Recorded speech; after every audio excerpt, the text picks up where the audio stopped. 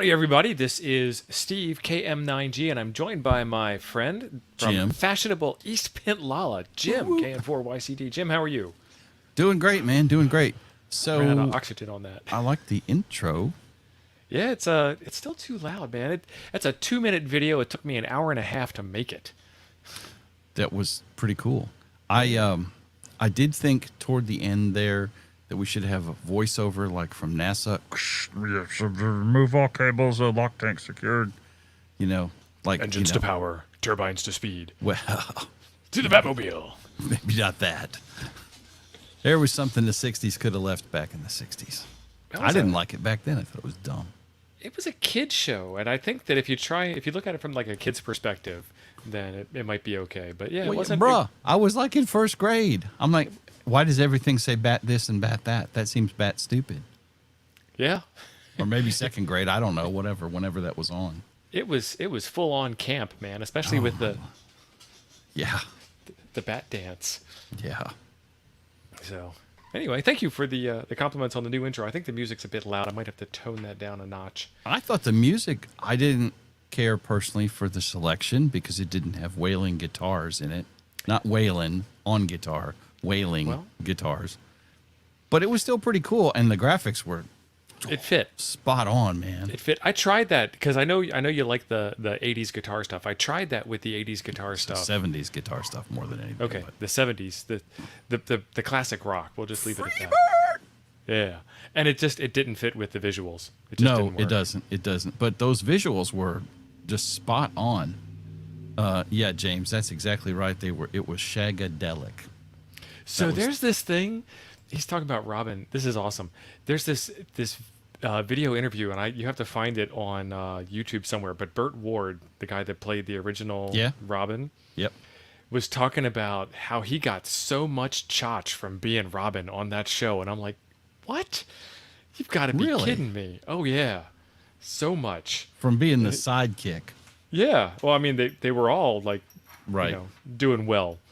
But I was going to say, I think I read something a long time ago that indicated that nobody was sleeping alone in that show. Right. Adam West was a party machine. Adam West is awesome. I loved his role in Family Guy. I never watched that show, so I don't. He played the mayor, Okay. but he was just like every so often he'd just turn around and take a dive into the carpet and swim. He was just crazy. Okay. And they kept voting him back in. It seems, to parallel reality. That's the show with the football-headed kid, right? Yes, Stewie. Okay. Yeah. Okay. Cooler Whip. So, folks, we have a radio show to talk about tonight. I know we've been off topic for the entire 3 minutes of the beginning of the show. I deeply apologize, but it was 3 minutes of vamping. We're talking about OpenGD77, which is an open source firmware upgrade to the GD77 variety of radios. So that's your RD5R from Baofeng and others. Yeah. It's the DM1801 from Baofeng. Correct.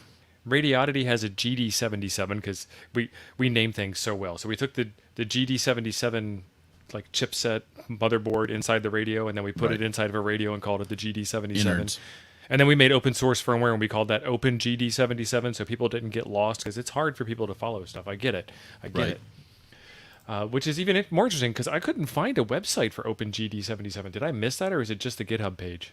No, there's a website, OpenGD77.com. That was a forum. That's it. That's what there is.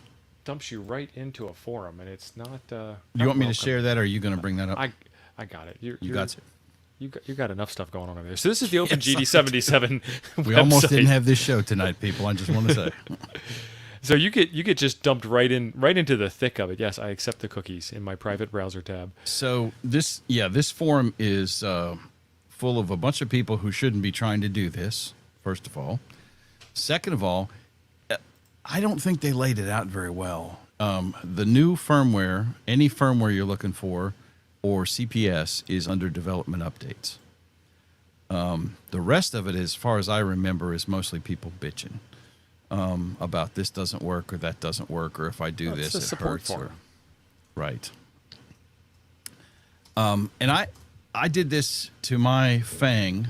I have a DM1801. Yeah, there is a GitHub for it, isn't there? Well, this is where you actually go to get it, or you can go right to downloads. Let's see what downloads looks That's like too. was on the forum. Yeah. Yes. See, that's the same place. Oh, I that's never a beautiful went to page. I haven't been to the GitHub in This a while. is beautiful. Yeah.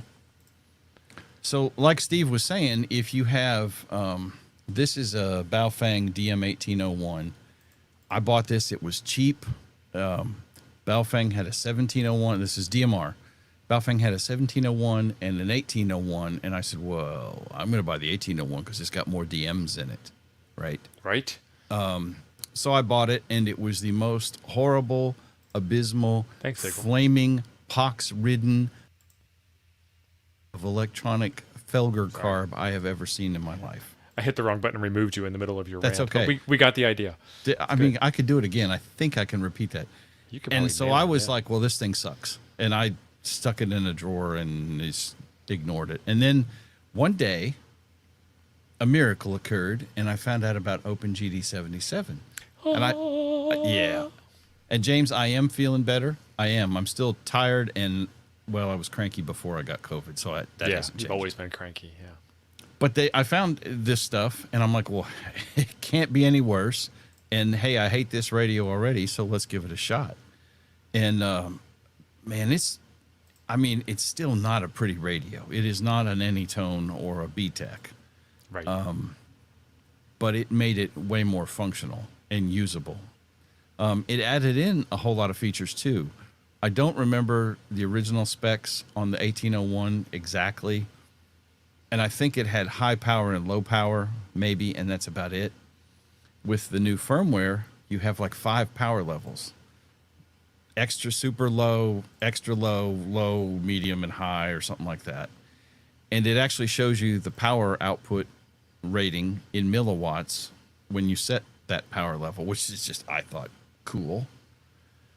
Of course, it's analog as well, and and it probably does some other stuff. I have not messed with mine in a while, so this will be kind of like a refresh for me tonight. So I have 2 Fangs here. I have mine that is programmed, and we can switch to the overhead in a minute, and I can kind of walk through some of what it looks like. And then I have this one, which is also mine, but this one is not programmed. And then we can there are switch many over to like it. it, but this one is mine. That's right. That's right. And like Steve was saying, this supports. There's the list right there. Perfect. Yeah.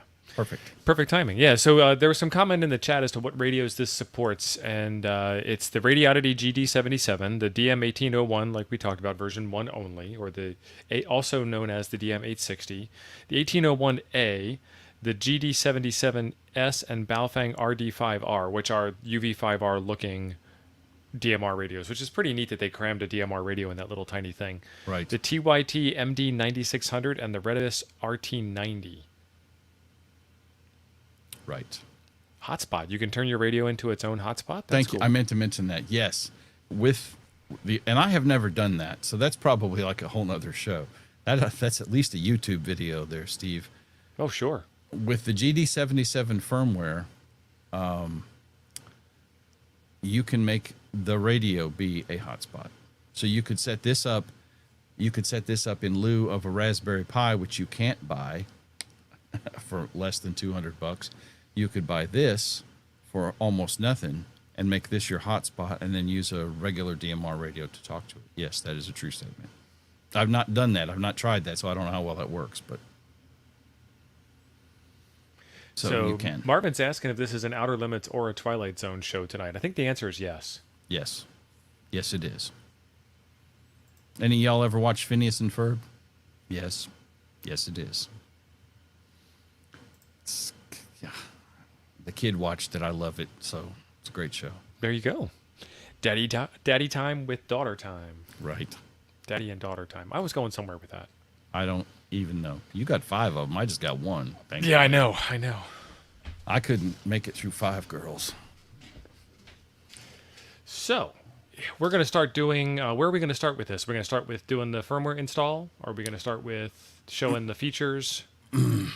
All right, let me change Dave. cameras. See, I had we had technical issues right before the show. We didn't have technical issues. Jim had technical issues. If you had that ATEM Mini, though, you could just push a button. You'd be No, on I your camera. I don't already. have an A10 Mini. That's It's Tom. the Tomster that has the A10 Mini. Tomster. Okay. He should be watching. We told him that he needed to watch. Well, he's traveling, so I don't know if he's going to or not. The Radioddity GD77 doesn't have any buttons. Is that one? I don't know. I have the Fang 1801, so It's GD77.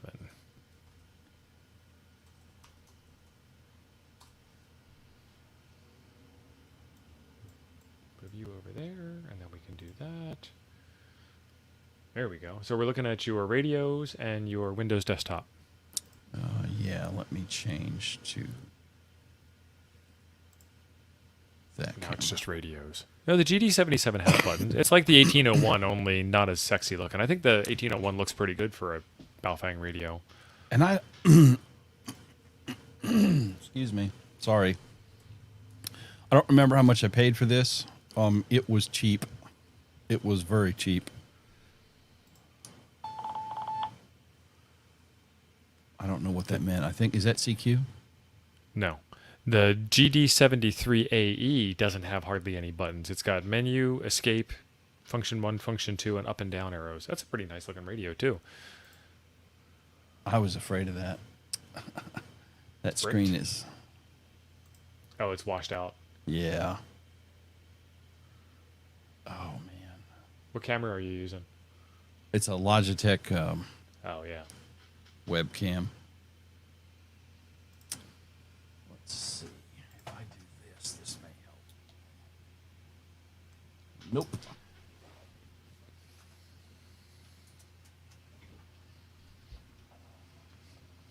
GD77S. Well, man. See, that's the 73. Let me see if I can find the GD77S. Let me see if I can turn down the brightness on this screen and turn off those beeps.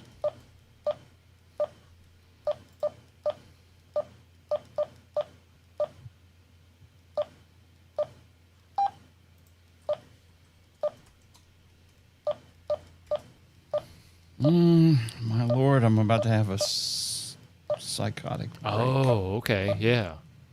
There we go. Ron's got it. That's a new one. That's weird. It's still weird to me to have a radio with 0 buttons except for push to talk.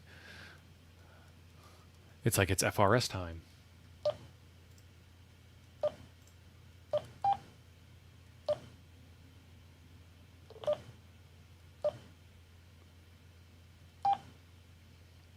I bet your iPhone would show that up. Not bad. Yeah, but I can't. Yes, but I'd be holding it up here. I can't work it that way. Hang on. I came in on all this beeping. Aussie Ham Radio, welcome.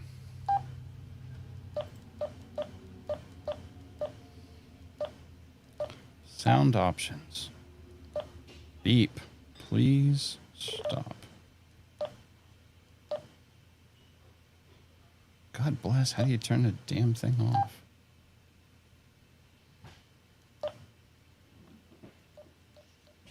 It's quiet. Okay, well, we can turn the volume down, so good enough. Woo. Is R2D2 on the video tonight? Yes. Man. I'm thinking radio, and I'm thinking, Douglas, I'm thinking you're saying RD5R. Brightness, 100%. Let's see what we got here now. Turn that down to like 2. It's getting there. Getting there. Oh, there we go. 7, 6. You're looking great. 4 looks good.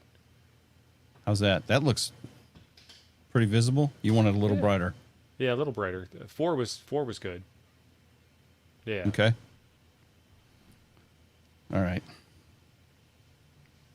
And this already has the new firmware on it, or this is the base This firmware? this is the one with the new firmware. Okay. Okay. So, Hollywood says you just told him off in Morse code. is that what that was? Yeah. So when you go into the menu on this is really awkward because I got to hold it up Hey, Sam. a little higher so the camera so you guys have a chance to read this. So of course you can set your zones, and I have. Oh, that's better. Can you guys read that well enough, Steve? Oh Does that yeah. look okay? All channels, analog, hotspot, zones. Yep. So we were talking about this the other night, or the other day on Saturday when we had Tom on. So these are my zones that I use. I have an analog zone, which has local fire department, UHF call, VHF call, and that's about it in that zone. And then I have zone again. And then I have the hotspot zone, which is anything that is tied to my hotspot here in the house. This radio probably is not programmed right. I don't know anymore. I know it ain't got the right address for Toads, but so that's the digital contacts that are in this one. And you can change that through the menu button. It's got 250 milliwatts at the top of the screen, and then it's got a bouncing bar. What's the bouncing bar? So the bouncing bar, if I remember right,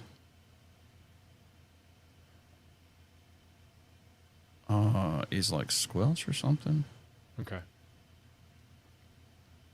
Yeah, I'm not on the right contact for Toads. Oh, Tim is net control for the 2-meter net this evening. Strong work, Tim. So anyway, when you go in there, you can, of course, look at your signal strength, which is what RSSI is. And I think There it that's is. what that bar is. And I see that down there we're getting an S level.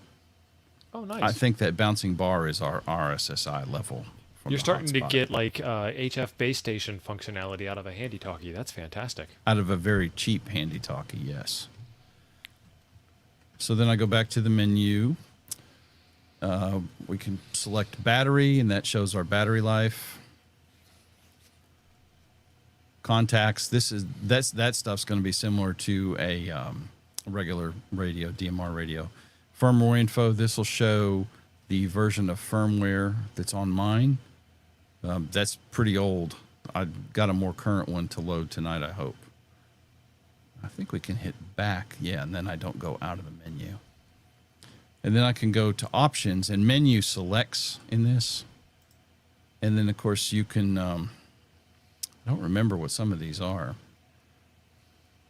Band limits are on, so it will transmit only within the ham band.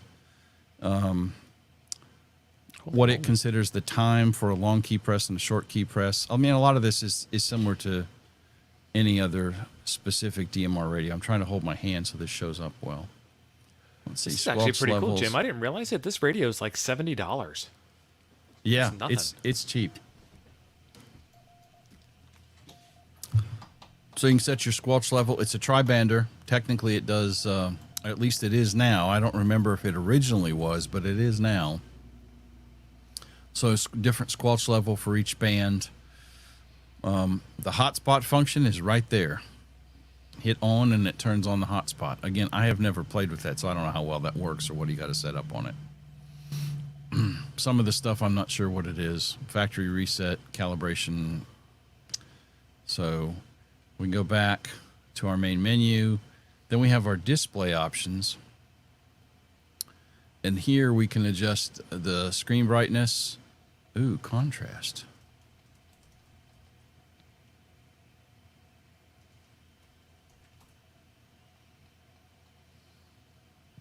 I don't know that it's any better No. than it was. So these are specifically just display options. Your display timeout color. Never played with that one. Ooh. Invert. I like that. And some of this I'm not going to screw with because I'm afraid I'll probably screw it up and it won't work. Order is going to be your, I think that's going to be the order it shows you a contact or what it shows you. And then we're back to brightness. We jump back out of that. Then we go down to sound options, and somehow now we've lost all the color or the light. Channel details is the one, I think, right there. So in channel details, this is where we can set the power and the frequency and all that. And the thing about this version of firmware is here we can set the power down to 50, 250, 500, 750, and 1 watt, and 2 watts, and 3 watts, and 4 watts, and 5 watts. And then that says... That's harder to see without the backlight. Yeah, I know. And I don't... Let me see if I can get the backlight on. Because I can't see the dang thing now either. So I'm not finding that radio on Amazon. I found it at R&L for $70. But R&L doesn't stock it normally. You have to special order it. Oh, yeah? Radiodity's got some accessories for it. But you got like a 3-pack of those from R&L, didn't you? So R&L had 3 of them listed as in does not work, open box, good luck, go with God. And they wanted $40 a piece for them. So I emailed them and said, hey, I'll take all 3 of them for $40. How's that sound? And they said, sold. Nice. So they sent me 3 of them. One of them is in some kind of weird firmware mode. The other one will work just fine. It's just like this one I've got here. It just needs to be reflashed with current firmware. Whoever had it didn't know what they were doing. That's it. As a matter of fact, I already reflashed it. So now that I got the light back on. Todd says Radiodity's out of stock on these at the moment, so I guess we're not selling any of these radios tonight. Yeah. That's all right, though. This is more about playing with them. Channel details. So this is what I wanted to show you all. So this is your power levels. So it's really, I mean, super granular. And you know, if you're using this in the house with a hotspot, put this thing on 50 milliwatts. Who cares? And I don't know what master means. I don't know if that means all the beans or not. But I would think that that means, I don't know, because that says 5 watts plus plus. So in any case, and then see, I could edit toads. I don't remember how to do the keystroke editing on this thing. So that's some of the features that you get when you do the hack. And then what it looks like by default, and this is probably going to be so bright you can't read it again. Let's see if I can turn down the screen.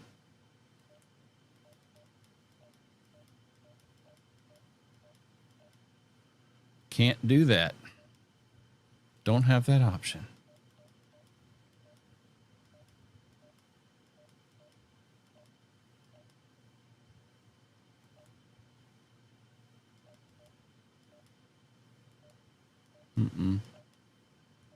Got backlight.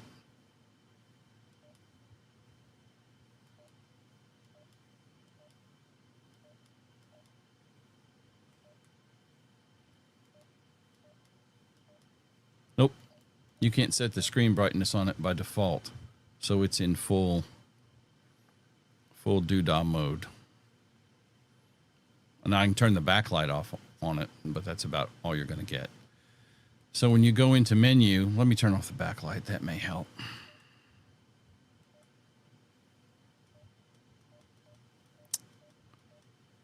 Backlight off.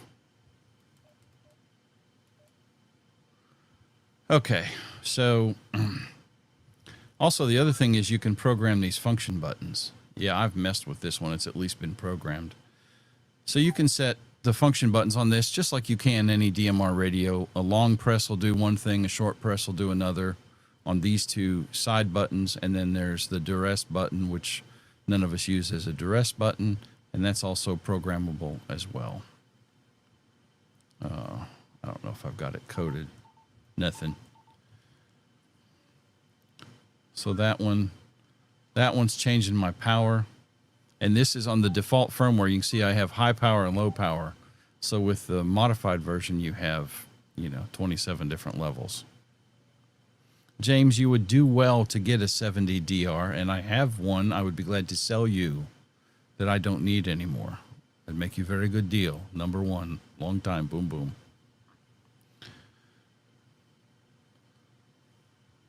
You're muted, dude, or I've lost sound. No, you're muted.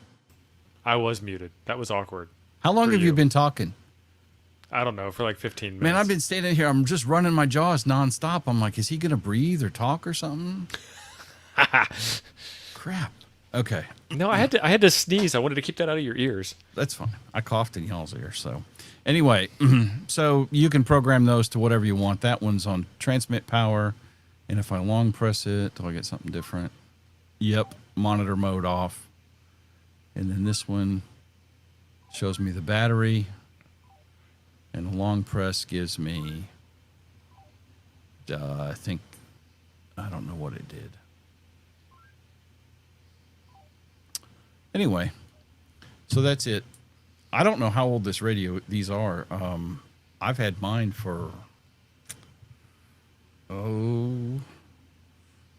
probably 2 years. And I don't know that they were,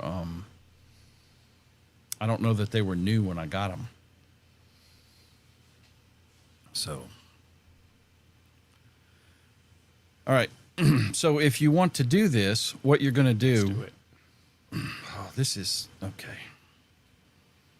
We choose to do a thing not because. What is? Oh, never mind. Because it is hard. Because it is hard. Teddy, put that girl back in the car. All right. So I need to change to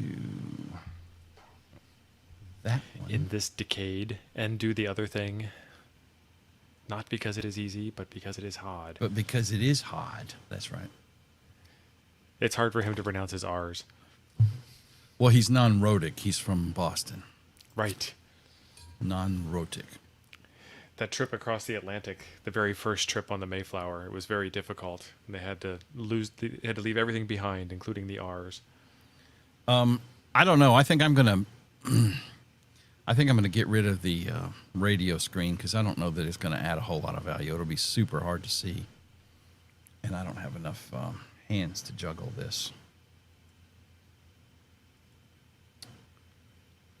Let's see, and let's turn. Oh, it's got an AGC setting. That's fantastic. I wish my television had an AGC setting. I don't know what's going on, but movies now, the dialogue is so quiet. The action scenes are booming. Right. And I'm sitting there just riding the volume the whole time. All right. Let me move that boom arm. So Ron will be happy. This is a Windows thing. I guess that's how Ron was able to get it installed. Right. And it even runs on Windows XP, Ron. So Oh, perfect. Okay. So you're going to go to the OpenGD77 website and download the firmware out of that forum that I showed you.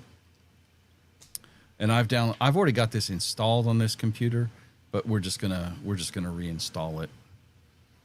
And for some reason, this is not showing. Oh, I know why. Hang on. It's not showing my whole screen.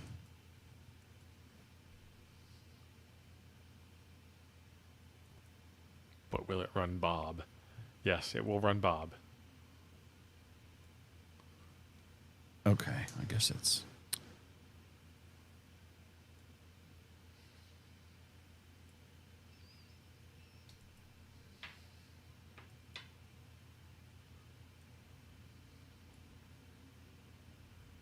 Why are you?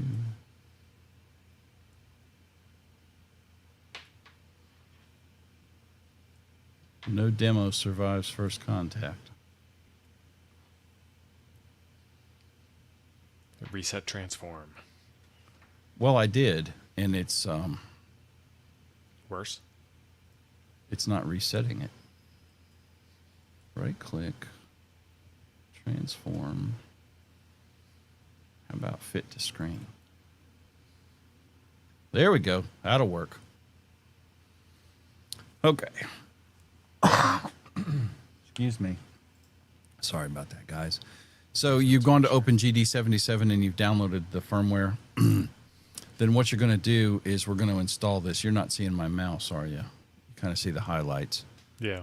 Can't see So the mouse, can see the highlights. Yeah, double click it. Now, Windows is going to complain. Your antivirus software might complain if you're using something different. There is, this is not past Windows. What is that, Steve? It's got to be signed. Yeah. They got some kind of program you have to be official. So you're going to have to click more info, and it's going to tell you it's an unknown publisher and don't run it, and you're going to tell it run anyway. Also, when you download it in your browser is going to complain at you as well. Unsigned application. Yeah. Your browser will absolutely complain to you and say, listen, you really just want to delete this. Are you sure? More info. Really, I want to delete this. Do you really think you should keep this? What's your wife going to think? No, I want to keep it. You got to click through like 2 or 3 warnings about it. Microsoft Bob. Sadly, I'm old enough to remember that. That's where Clippy came from. Yep. And a Linux version of the firmware install for GD77. That's interesting. Okay. So we're going to go ahead and install this, and I've already got it installed. So we're just going to install over top. Normal installation. Next, boom. Yep. Blah, blah, blah. Now, this demo may end here because I was playing with this before the show, and the version that I have on here just errored out every time I tried to read the radio. So I don't know how well this is going to go. And we're going to update the drivers, which wasn't really a problem because it found the radio just fine. Tarawa? What is that? Tarawa. Tarawa? It's a ship name. It's my jam. I name all my computers after ships. Oh, okay. From some sci-fi series? No, from the Navy. Oh. And some sci-fi ones and, whatever. Seems weird for an Air Force guy to be doing that. We don't name planes. Air Force is boring. We don't name planes. They have like the tail Enola Gay. numbers. They don't do Or that the anymore. boxcar. Yeah, no, they don't do that anymore. Or the Mustang. Or the Fighting Falcon. That's the model names. They do name those, but I mean, they don't call them like, boxcar or Enola Don't Gay. judge him. Ron, you haven't been here long enough. That's all we do is judge Jim. Really? Thank you, Ape. Nerd alert.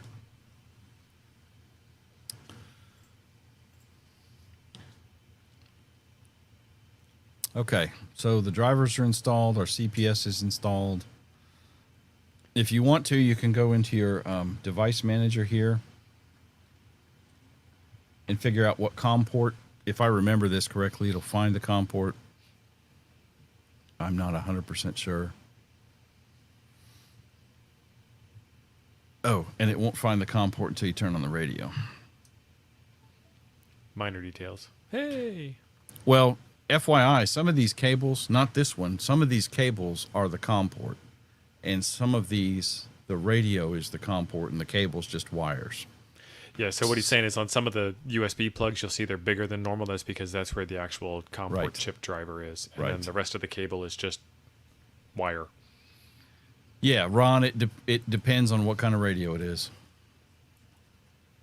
So now that the radio's turned on, and this is my already programmed one, you can see it shows OpenGD77 on COM 4. Nice. So we know what COM port, and we know the drivers are good. Yes, there was a Memphis Belle. It was a movie about an airplane named the Memphis Belle. Right. Already had device manager open. How about we close you?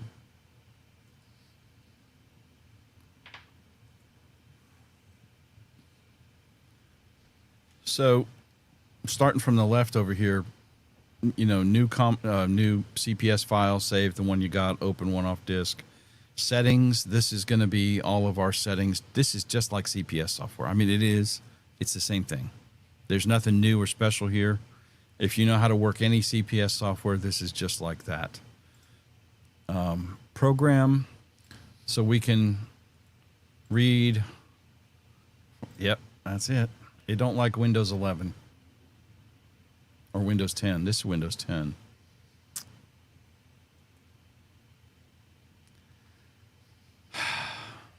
I was afraid this was going to happen. What do you got? Well, it won't read the radio. And this is the one that's already been flashed, or the new one? Yeah, this is mine, the one that's already been flashed. It won't read the CPS.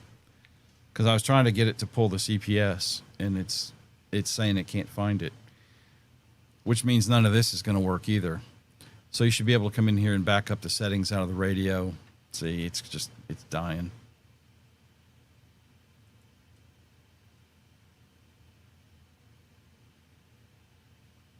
Let me make sure it's running the right CPS. Hang on. Ron wants to know if .NET is updated. Andy wants you to run it as administrator. Iowa Hank says it runs fine on Windows 10, so maybe upgrade to Windows 10. This is Windows 10. This is the crap top, people. Okay. Oh, this is Ape's favorite laptop. Yes, it is. Make sure the cable is seated. Yes, you're right. Ape's All the way. And it is. Not just plugged in, but plugged in extra Right. hard. Right. Now it's still. All right, .NET. One of y'all talk me through .NET. Where I just download that from Microsoft somewhere. The crap top is running a student version of Windows. Nice.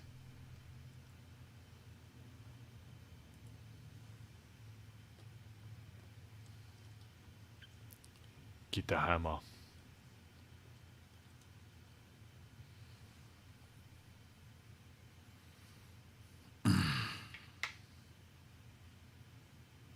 Surprised .NET is still a thing.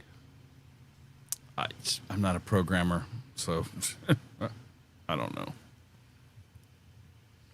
Give it a good slap. That's right, Patrick. .NET for Linux. So I guess I want this .NET Runtime 6.0. Unless this needs some old version of .NET.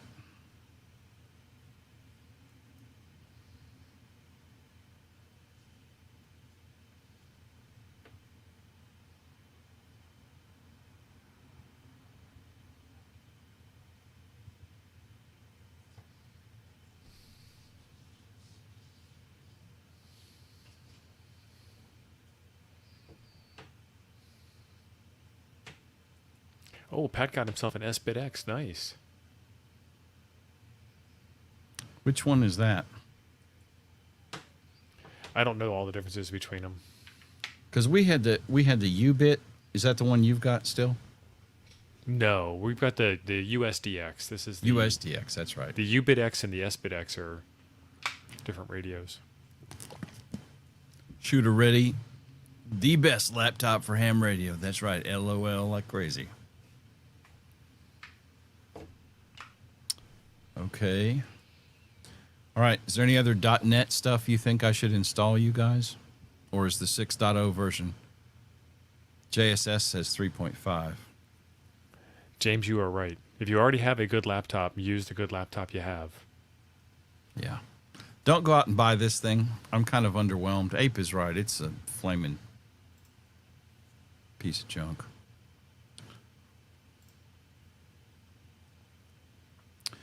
Okay, so we've got .NET installed.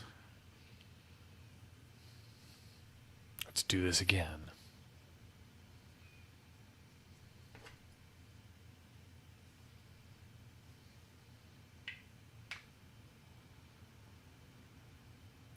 Yeah, I'm getting the radio because I think I'm getting the laptop because I think it's going to be slightly better than a Raspberry Pi, not because it's going to be as amazing as my daily driver laptop. And I kind of want to support the $60 technology idea. I think that's fantastic. Do you feel like you have $60 worth of computer there, or you feel like you have $25 worth of computer No, there? I got $60 worth of computer. I mean, you know, so is this the best laptop ever made? No. Does it do laptop-y stuff? Yeah. Am I doing Photoshop on it? No. Am I running Adobe Premiere to render videos? No. He's currently live streaming from it. Yeah. Negative Batman. No. You know, it runs on 12 volts, which is cool. This is a laptop if you need to get on the internet or something, or if you're mobile on a POTA or a SOTA, if you carry a laptop, you know. These are things that Jim does not do. Right. I mean, I like gadgets, and it was a cheap gadget, and I'm like, $60, whatever. My problem with the Raspberry Pi 4 has always been it doesn't have a keyboard. Yes, I can add one. It doesn't have a screen. Yes, I can add one. But why not have a simple ARM-based Linux laptop to play with? Right. All right, here we go. Because I really like running the Pi 3B for doing... Didn't work. For doing Linux stuff. And it works pretty well. I can tell that it's really slow on FT8 decodes, but it gets the job done. And it's easy to use for logging software. I mean, logging is not that difficult in the first place. But taking your FT891 plus your sound interface plus your Raspberry Pi plus your tablet plus networking in the field was just a lot of stuff. Well, it is. And again, for what you're going to do with this in the field, this thing will work fine. A Pi 400 is in some ways better, in some ways worse. Like Steve said, you're going to have to carry a monitor. It's great. You got a keyboard. You got an HDMI cable. You got a monitor. You got power for the monitor. Yeah. I got all this, and this literally will plug into a battery. When I set up my battery Go box and I put a power delivery port in it for USB-C, I can now run my radio, I can run my tuner, I can run my laptop all off of the battery box. I don't need to carry an inverter with me. I don't need anything AC at all. It's fantastic. Yeah. All right, should I try .NET 3.5 JSS? I guess we got nothing to lose at this point. Yeah, we've got nothing to lose. So this is just loading the code plug software to read the existing code plug. What if you tried to do the firmware update on the other radio? I don't have high confidence. What could go wrong? What could go more wrong? I could brick a radio. Let's see if we can. But will it get down?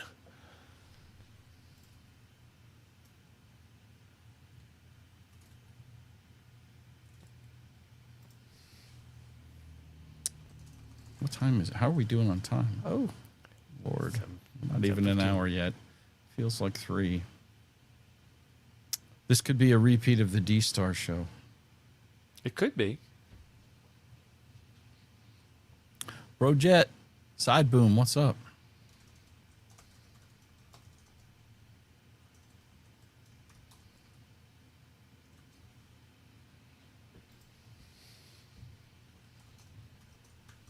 All right, you guys, you tell me. I don't know anything about .NET. So 3... See, that's .NET Core.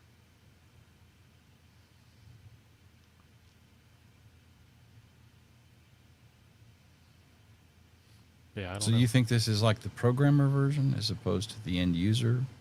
Oh, I have no clue. I don't Windows. I haven't Windows since Windows 8 came out and they started putting advertisements on the desktop. My personal computer is not your advertising billboard.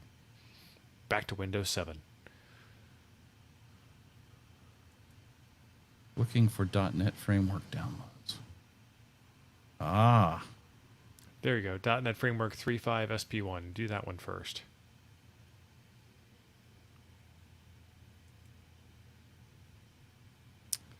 JSS is saying during the DOS window, if it doesn't state driver installed, then it did not install. Oh, the COM driver installed because you saw the COM port. Yep.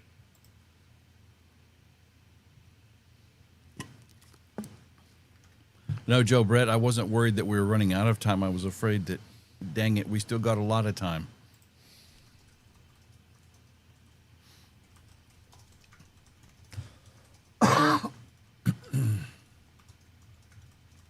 We're still waiting on it to download here.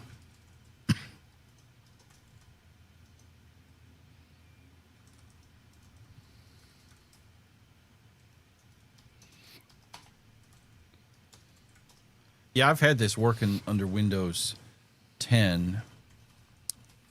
I've got another Windows machine over here, but I wasn't using that one because it's kind of hard to use it and stream from it and reach the COM ports and everything.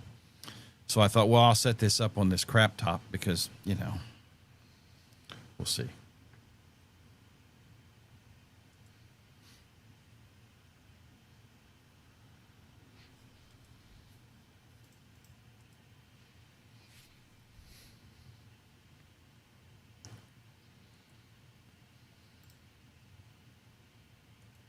Kenneth, I don't know what a GD88 is. Steve, why don't you look that one up? That seems like it's probably related. James, I will PM you. The GD88 is a new radio from Radioddity. So, fantastic tool. Oh, that's okay. I'm loving it. Did you do a video on that the other day? Hasn't been released to the public yet because it's not for sale to the public yet in the U.S. Well, then how does Kenneth have it on the way? Because Kenneth is special.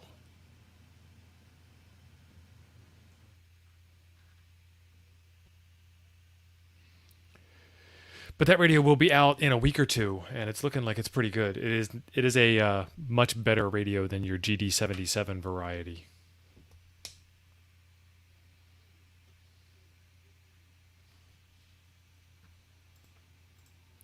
Fairly easy to use. Jim, you're still on mute.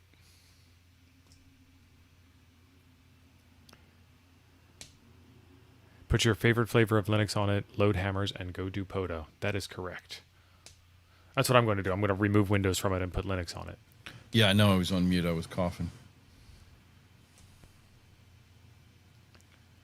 Okay, I clicked .NET. Is it going to do anything or just sit here? Kenneth, I think when you get the GD88, you'll be very happy with it.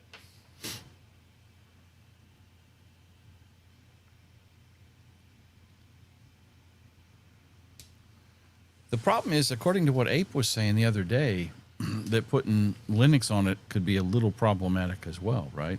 Well, he was saying that it would be trouble for you to go back to Windows to go because back. you don't have the driver disk. And then also when you do switch over to Linux, you have to compile some of the drivers yourself for like network or plug in an external network dongle or something like that.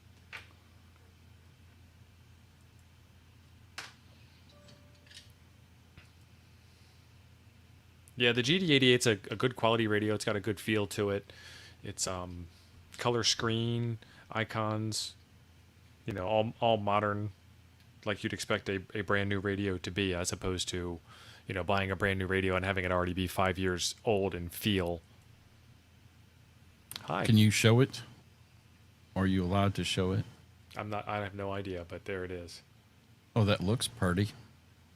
Especially when I get it in focus. Yeah. And no, it doesn't have an SO239. That's because I was doing some power testing.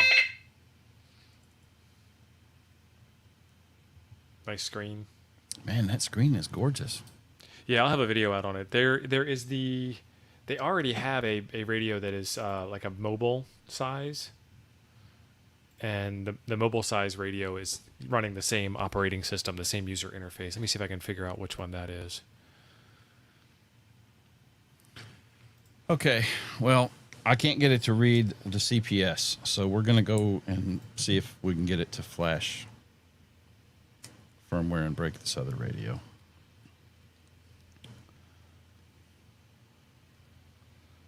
So when you go to flash the firmware, you have to put this into firmware mode, and then you're going to hold both the side buttons and turn the radio on. And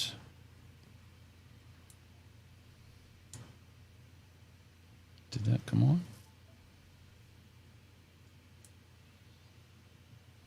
That's interesting. All right, that came on. It doesn't show any lights. Huh. So I want to say it's the DB25.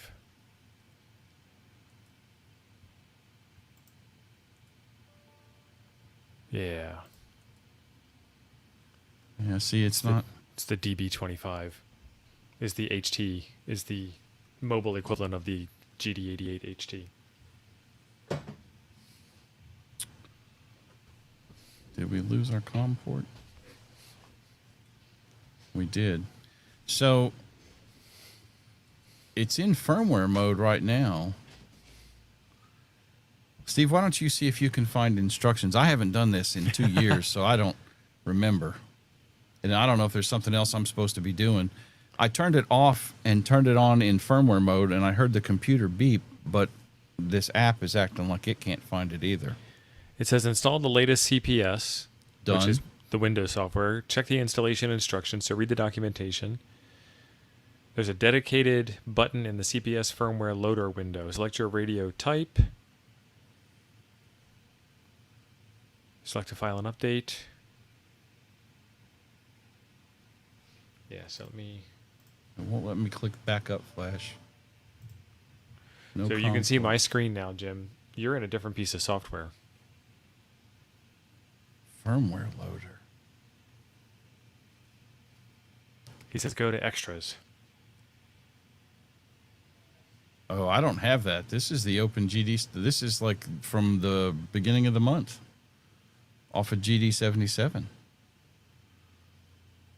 Extras. Okay. Firmware Firmware loader. loader. Ah, okay. There you go. All right. Ron's shouting at you in the chat. Go to extra. Thank you, Ron. Okay, we need to download it so I don't. That says select firmware.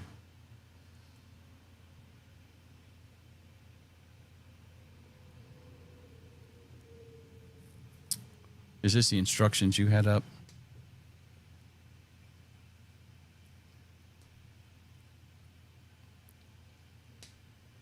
No, I got mine off of the forum. OpenGD77.com.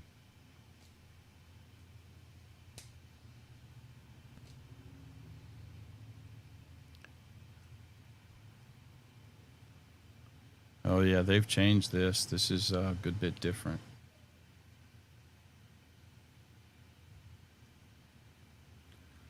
To open the GD77 firmware with GMR functionality, must manually download and unzip the official firmware and software package and extract that GD77 file so that the firmware It's loader... like playing cards with my brother's kids, Ron. Jesus. Yeah, they've changed this a lot. Start the CPS in the extras menu. Go to firmware uploader, firmware loader. Click the select firmware version 4.36 button in the lower left corner, and then it's going to ask you on your machine where that firmware file is. Well, I did that, and I don't have a file yet, so... So you downloaded the CPS software, but not the firmware software.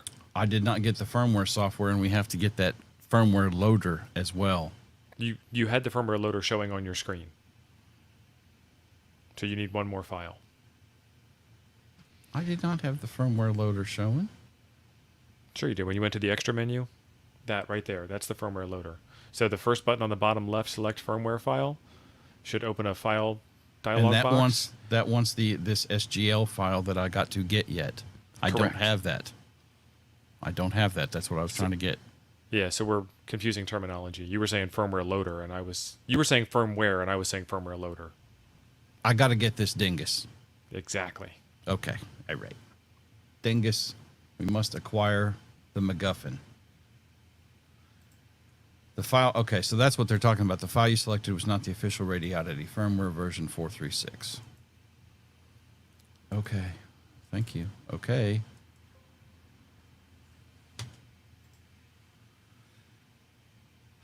Jesus wept.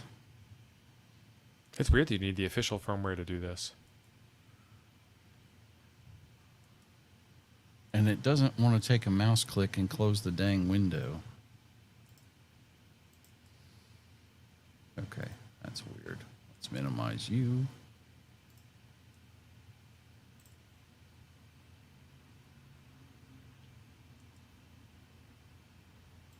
All right, where am I supposed to go on here to get it, First, Steve? click on the first radio, Yep. and then it was 436, right? Option number 3. Yep, ham version. Beautiful. Joe Brett says, we ain't installing nothing at Montesano, right? Deal. Copy that, brother.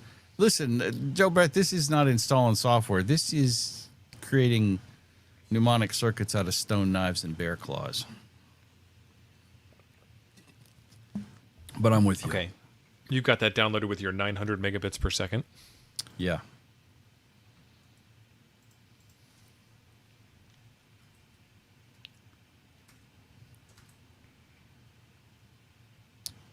Extract all.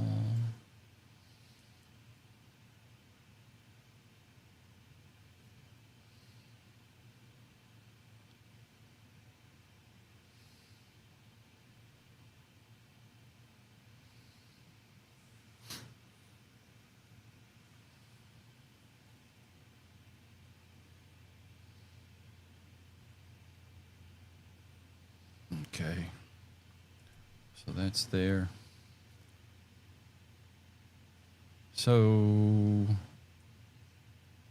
well, never mind. We'll leave that for another day. All right, get you out of the way.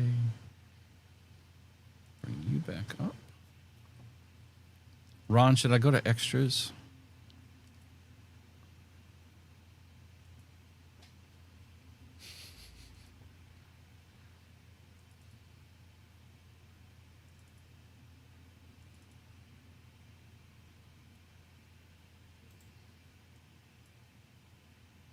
Okay. Now we need a firmware file, which I don't have. So let's do this.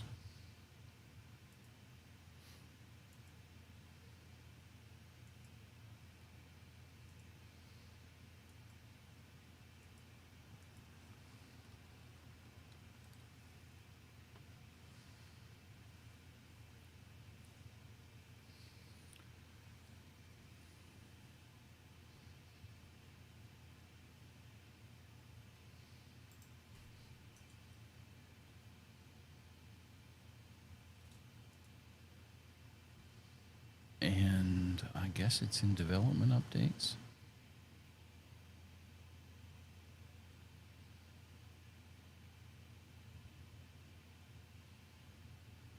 That's just CPS. What are you trying to do now? Trying to download a firmware file or find it.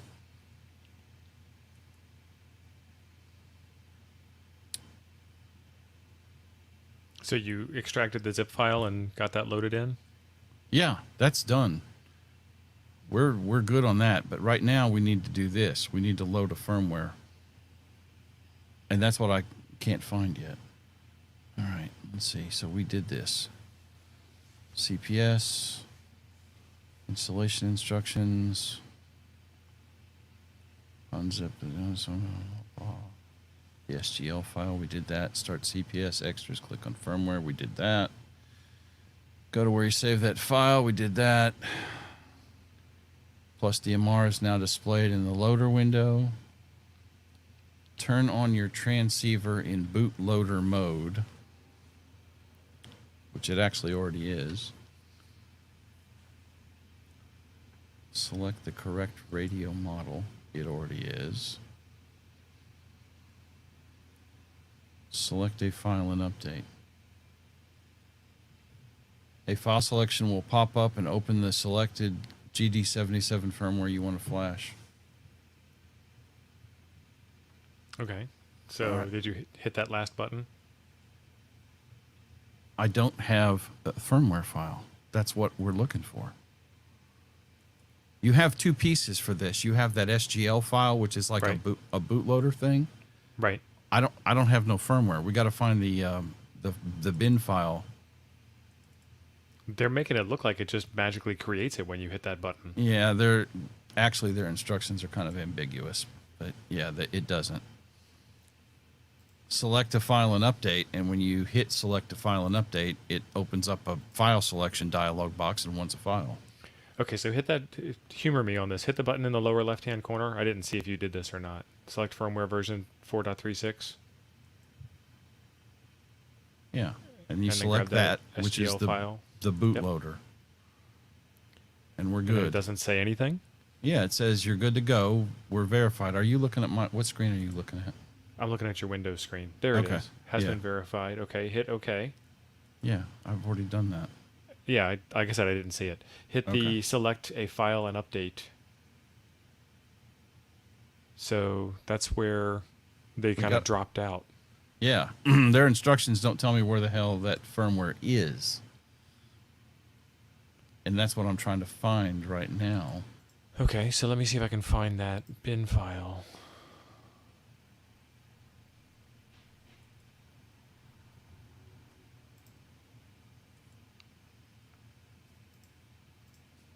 Because when I go to OpenGD77.com downloads, I just get a blank screen. Ah, here we go. Downloads releases. And the latest one is 2022 022801 firmware. So if Steve, go to opengd77.com/downloads/releases. Right. Are you there? I'm gonna Yeah. I'm gonna pop over into that link in my Windows box.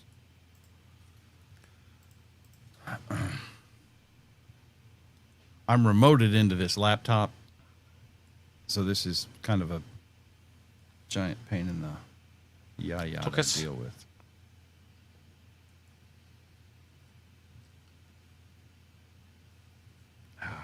Not a Mac. Yeah, so the problem that we were having is the instructions tell you to go grab this file, and the link they give you goes to opengd77.com/downloads, which is a blank page. It's actually /downloads/releases. So Ron is correct. You have to go under forums, under development, under updates, under, and then you get to this page that Jim's sharing out on his screen right now. And then So I guess that's Japanese, and this is the not Japanese version. So we'll go with the not Besides. Japanese version. Okay, and that's downloaded. And you know, I had a thought. It may be complaining about my reading my CPS because I have such an old version on that one. oh, so So I don't know we'll how to see. pronounce your name, but he says that they will fix that. So we may have a GD77 developer watching. Fantastic. Well, dude, I wish I knew how to say that. Yeah. Caillou? Caillou would be my guess. Caillou Bear. Caillou Bear. Caillou Bear. Did we butcher that appropriately? Are we doing good? Are we close? And I think that's a last name. Daniel is his first name. Well, I could have said Daniel. Well, you're from Wisconsin. I didn't know. Wisconsin. No, we're not even close. Either we're not close or he's not a developer. I'm not sure which. Yeah, Ron, I thought that was the case too. You're right. They did discontinue it for a while. I had already had mine programmed by the time that happened, so I was like, okay. And I'd already written the radio off as a I don't know what that means. You don't know what means. F1 RMB. That's his call sign. Oh, derp. That's a French call sign. It Derp. sure is. Okay. Sometimes I sits and thinks. Sometimes I just sits. So, all right. Let's open this zip file. Yeah, Daniel. I could have said Daniel. His first name is Daniel. His first name is Daniel. The last name is Caillou Burt. Okay. Or, He got me. Got me good, Daniel. all right. So there's our firmware. Let's extract. Joe Brett says OpenGD77 made him like his GD77, made it so much more usable. Yeah, I looked at the RD5R and I was like, I bet it works. I bet it's painful. But the whole DMR experience is sort of painful to begin with. All Thank right. you, Daniel. So now, And Daniel, we're obviously this. If you haven't seen the show before, this is where we try stuff in real time that we have no idea what we're doing, and hope by the end of the show we get there. So the fact that we're struggling is natural because we are completely unprepared for this on purpose. This is what a typical user would experience if they went through this along with us, which hopefully people are doing. okay, it errored out. So let me try again.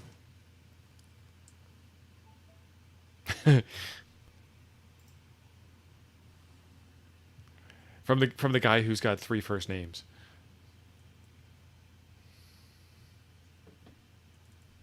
I think it's awesome that people are starting to do this kind of stuff where we take off the shelf equipment and just make it better because we can. Okay. I wish I had more time to do that. It is not wanting to go into firmware mode. So the next mission is, Ron, since you're very judgy and bossy, what keys do I need to hit to make it go into firmware mode? Or Daniel, because it's not. And this is the DM1801 Yeah. firmware update mode. Because I'm holding. Well, you can't see me. I'm not on camera. I'm holding the side buttons and turning the radio on.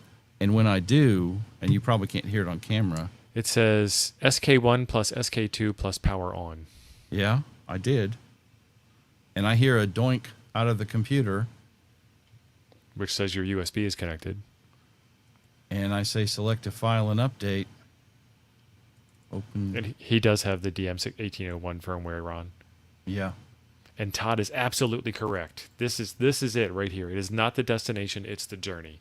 We are all sinking in this ship together right now. We have a little over 20 minutes to make it to shore. Let's Oh, Liberty, nice. I was wondering where N5SKT was tonight. He's probably ignoring this since his hatred of HTs is so well documented. He doesn't even need to be here. His reputation precedes him. And then turn it on with all 3 buttons pushed, then let go once it's on, and the green light should be on steady, is what Ron's saying. Yeah, I don't have a green light. That's what I get on mine, but that's not what I'm getting on this one. Okay. It's putting it into firmware mode. I mean, at least it's making the computer beep, but it's not going.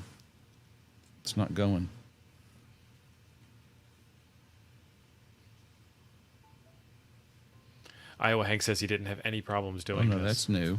He's in a very big boat.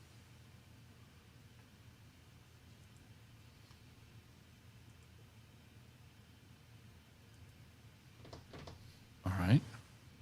SK1 and SK2.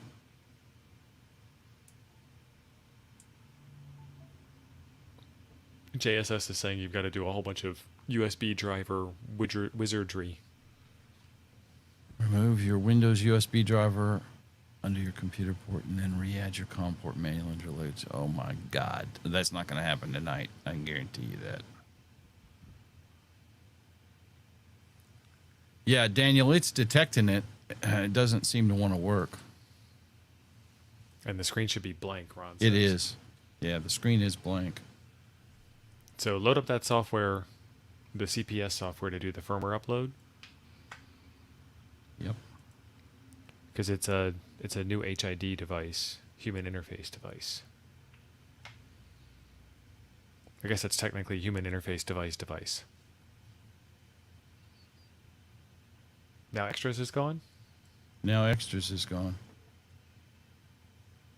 What? Oh, I'm in the wrong software. Hang on. This is the official DM1801 software. We don't want it. Oh, so JSS 672006 is Jeff. Jeff, are you another developer? Jeff N4POD, Jeff? No, JSS is Jeff. Oh, okay. Yeah, Ron, I figured that out. There it is. Extras. Okay. So, 1801, select firmware. We're going to go back up to our...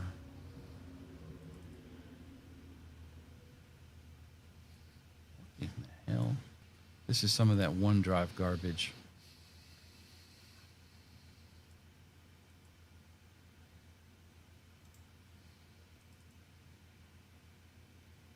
Where did it go?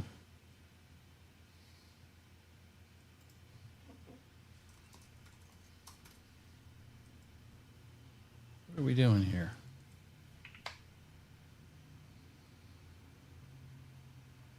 It's not in downloads or anything? Yeah, it was in downloads. It was in downloads when I got Ron's out saying of it. you can skip this part because it'll remember where it is. Okay. It did? Nice.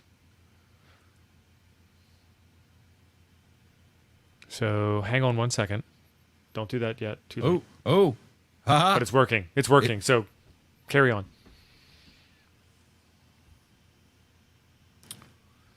And to be fair, y'all, I haven't had dinner yet. She was gone, and she was bringing home dinner, which is Jim and Nick's barbecue. So my blood Nice. sugar is probably getting low. I'm already Jim- cranky. I'm getting Jim, over the Rona. you have some reserves. Oh, was that a fat guy joke? I think that was a fat guy joke. Okay, so we're getting the firmware. He's getting hangry. Cape Cod CNC. He's getting hangry. Very possibly. Very possibly. Firmware update complete. Reboot the radio. Nice. Okay, radio off. Open DM 1801 settings update. All right, show Woo! us. Show us. Yep. All right, hang on. Now, do not delete that SGL file, right? Right. So once we had all the right files and stuff in place, it was easy enough to do. What was the trick to get it to load? The right key press? A little extra patience? Turned it off and back on again. Oh, perfect. I got out of the CPS and back in the CPS. Oh, Sideboom got down on a SIP phone from Cisco. I did send you a power cord with that, my friend. Oh, did you sell your phone to Sideboom? He roasted his Ham Shack hotline phone, 24 volts. Oh, I did that too.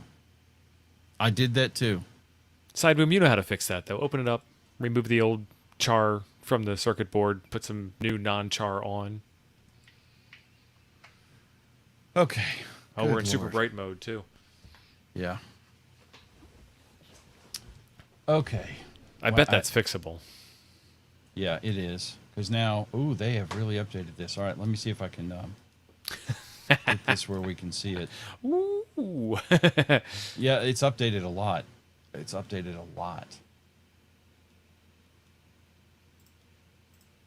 All right, well, show us. We got to turn that brightness down so we can see it, though. I am. Just a damn minute, Admiral. No.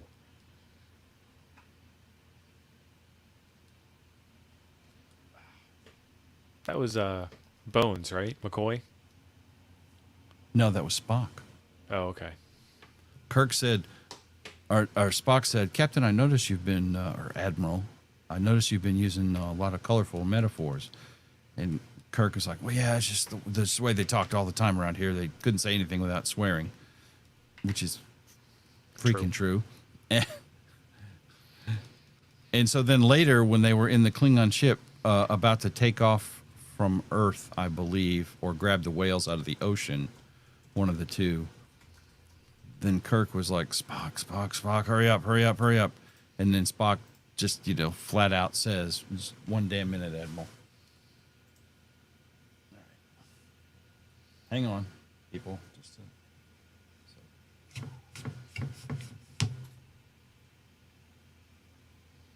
Acrobatics.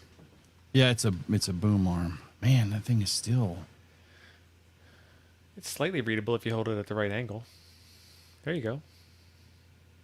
Getting there. Yeah, I was going to try and turn it down some more. There you go. That's good. Okay. Woo! Holy crap. It's a miracle. You had So a we- pre-discontinued version. Right. So we have our receive and our transmit frequencies because you have an A and a B now. And it shows receive A, transmit A right there on the side, which is cool. B is receive B and transmit B. I do not know if this does full frontal duplex. And that's an interesting thought that we need to check. It very well may. So if you go into menu, they updated this a lot from our... See, I don't know what satellite is, which makes me think that this might have full frontal duplex. Yes, Michael. That is correct. So location, let's see. Double DA on 32. you is what he said. That's right. Well, that was when they were all standing together and they walked out in the middle of the street in San Francisco after Kirk had told them, y'all break up. You look like a cadet review or something. And then him and Spock walked right in front of a taxi and the taxi yelled at him, called him a dumbass. And yeah. Swear jar. Sorry. I love my Star Trek. I'm pretty much the world's foremost authority on Star Trek. So tell me why everybody hates the Kelvin timeline. Because first of all, they retconned the whole Kelvin thing because they came out with the first movie, and about 20 minutes into it, when Spock and Uhura are making out, I'm like, what is this? What is this? What? It's not Pon farr. They were mating in the middle of everything just about. I'm like, what the hell? And it's because the whole thing was just hot garbage, and the show was hot garbage. It wasn't Star Trek. It was Michael Bay and the Transformers meet Star Trek or something. It was horrible. Well, yeah. So I saw it in the theater when it first came out, and I was right there with you that it was like, oh my God, what are they doing? Why did they screw this up so bad? And then I realized it was an alternate universe. When did you? That was like the second or third movie before. No, I it was knew in that. the first movie. Yeah, it was in the first movie. Did they You could have tell. original Spock in there? Yeah. How did you? What made you? Because I don't remember. I'll I have to go blocked back it and from watch my it. head. I'll have to go back and watch it again to figure out what the specific tell was, but I was really upset at first because I was like, this was a big thing with my dad, and my dad passed away a while ago, and I went to see the movie in the movie theater as a Right. honor to his memory and all the times that my dad and I spent together. So it was like more meaningful than just seeing the next Star Trek movie to me, and I'm like really just not happy with it. And like my mom came out to visit, and we all went to the theater at the same time, and then all of a sudden I'm like, oh, it's an alternate universe. All right, I'll shut up now. And then I enjoy it for what it is. I did not know. That's right, Kenneth. The nuclear vessels. Fundoscopy is unrevealing in these And I think cases. the soundtrack is awesome. And I hope I don't offend anybody. One of my favorite lines from that movie, from Star Trek IV, The Voyage Home, was, I know he's a Russian, but he's a retard. Hysterical. Just cracked up. That's a quote from the movie. That's not. That is a quote from the movie. Yeah. So, getting back to radios, before someone has to file a butthurt report on me. A hurt feelings report. That's right. Into which ear were the words that hurt your feelings spoken? So it shows you the firmware version. It also has the RSSI screen on it. Nice. I was looking to see. Okay. So if you go to channel details, programming this bad boy from the keyboard is going to be easy. Look at this. So there's your individual channel squelch for every channel. What VFO it's on, I guess. Receive, transmit, mode. So want to go out of that. Channel details. Well, let's program it in. Oh, Ron says go to battery. It will blow your mind. You'll have battery info. So you can go through and select FM or DMR. If you're selecting DMR, so let's do DMR. Your DMR ID. So 3152157. Menu. Yep. Color code 1, time slot 1. Receive group we'll ignore. What's CSS? We're not using any. That's not color code. Color code was back up here. Right. Yeah. What is CSS? Set it to 000064 and watch the screen change to a different shade of blue. I'm going to. Is that Ron? No, that was me. Oh. That's right, HTML. LC. Damn it, HTML Jim. I am color I'm not a programmer. I told my daughter she can marry a serial killer, just not a programmer. I probably made a whole bunch of y'all mad. You couldn't make any changes to the RxTX CSS. It's just an option that's not an option. Okay. I guess asking. I don't know. Okay. Let's go. All right. Daniel says that CSS is CT, CSS, and DCS. So it's okay, radio, but not for DMR. FM. Yeah, it's for FM. Thank you, Okay, Daniel. That makes sense. That's why it says not applicable. Bandwidth not applicable. Step 12.5, timeout timer. Receive only, zone skip, all skip, Vox. Channel power not applicable because it's DMR, I guess, or that's not settable by channel in DMR. And then back. Let's see, contacts. New contact. Time slot 1, I guess. Talk group 31920. Oops. I don't know how to go back. Oh, there we go. 2 083. Type is group. Time slot. Oh, yeah, okay. Kilo Mike 9 Golf waiting for Kilo Nancy Son. 4 Yankee Charlie Delta. Kilroy Nail for Urbidium Nuclear. Hey, Joe Brett's there. Hey, what's happening, Joe Brett? I think Jim might have this thing landed here soon. Does this work with the 1701 model from Baofeng? No, it does not. I'm so proud of him. Our little boy is growing up. Well, didn't save. I didn't save that apparently. So I don't know. That's obviously you can change the language. I just hear voices coming over my radio. That's Ron Sassin. Is he Sassin? Just turn him off if he sasses. There will be no SAS on the Toads Digital DMR. Not live at least. Sass later.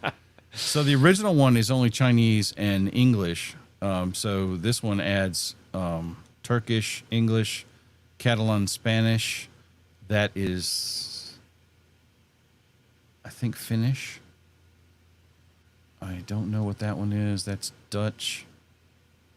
Dansk. AIK, I think you need to. I think I agree with that. Deutsch, French, Magyar, Italian. There's Dutch, Polish, Polski. Portuguese, Brazilian Portuguese. Wow. They have done a lot of work on this, man.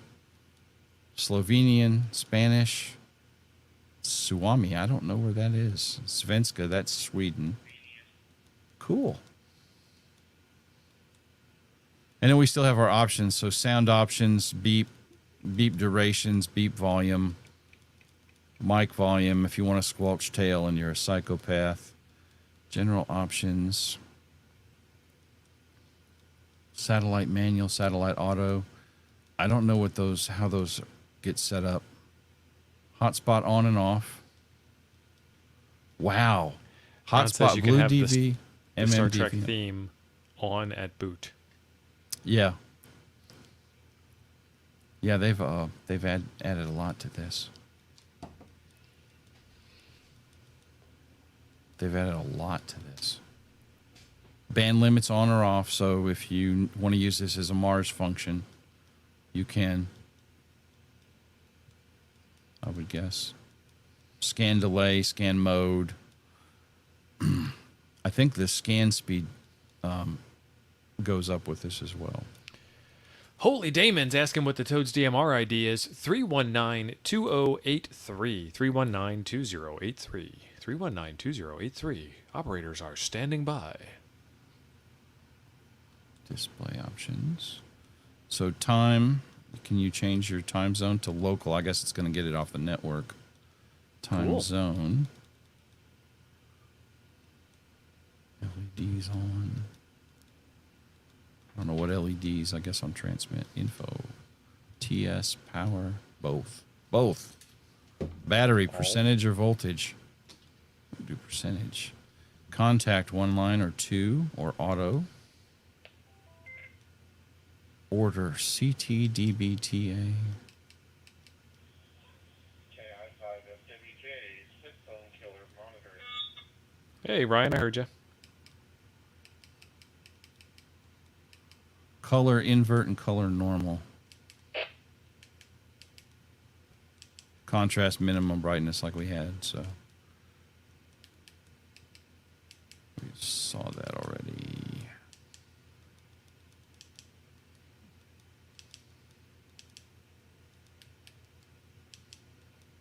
Last heard, which obviously I don't have anybody.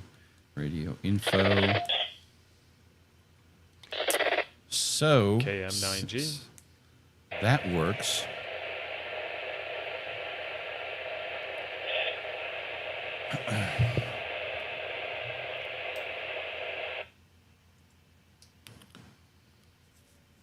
Let's jump into our CPS now.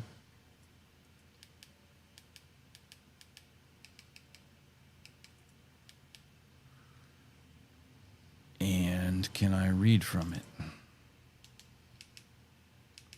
Woo, look at that. Looky there, looky there, looky there.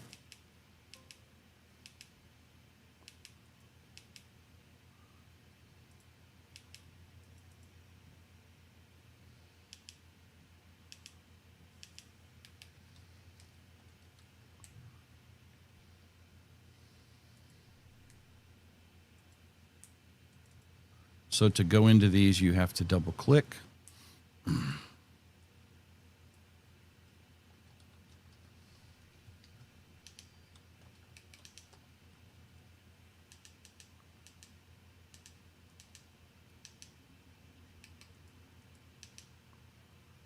Band limits. DTMF, we're not going to mess with. Digital contacts. So this is what we were talking about the other day on Coffee and Ham Radio on Saturday morning. Steve, I mean, it's 8 o'clock almost. Are we going to keep going, or? Hey, got anything left? I want to hear you make a contact on Toads. I'm working on it. So this is basic code plug setup. The stuff I just did, the DMR ID and call sign, easy peasy, right? Boot screen, band limits, we don't need to mess with any of that. DTMF has nothing to do with DMR digital radio. Basic setup. There's some advanced stuff that does get in there, but we're not going to fool with it. So the first thing you want to get to is digital contacts.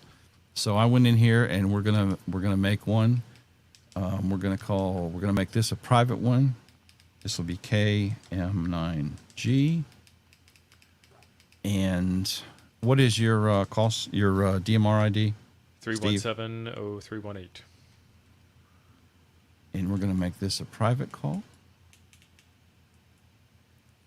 And we're going to say lookup ID for call sign. But I haven't got this linked to a database, so I don't know that it will. So I've now created a contact for Steve. So we're going to add another one. We're going to call this one Toads.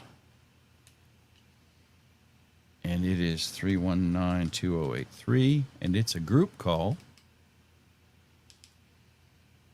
Oh, and we need to set that on time slot too. I didn't do that for the other one.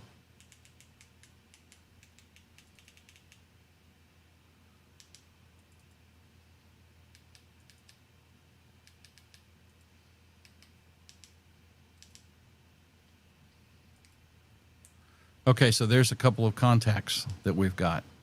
Now we could make talk group lists. We're not going to fool with that. We're going to create a zone real quick. We actually already have 2 in here.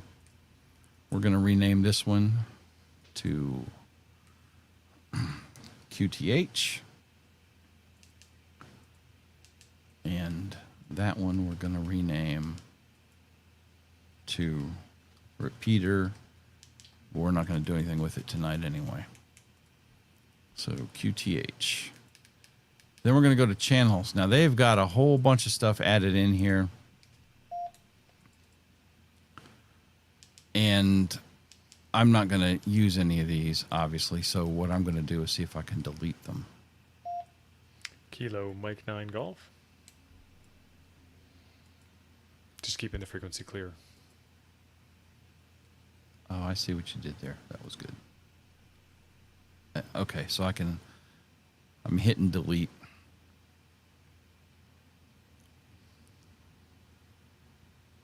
Deleting everything. What do you got? 300,000 to go? I don't think this. I don't know. This is the channel. Surely there's not that many. Holy Christmas.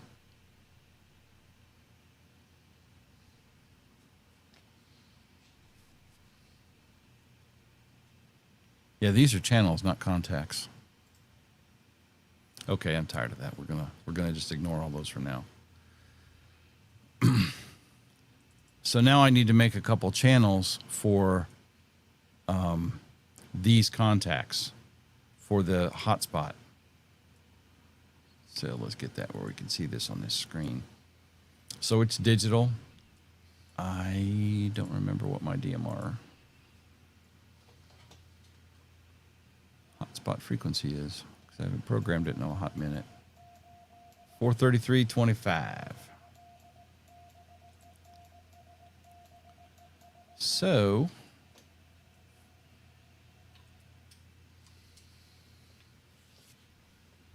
433.25. Oops. You got too many threes. Yes, I do. Power level. We're going to cut that down. 50 milliwatts is probably. All the way down. Yeah, you're just going across the room.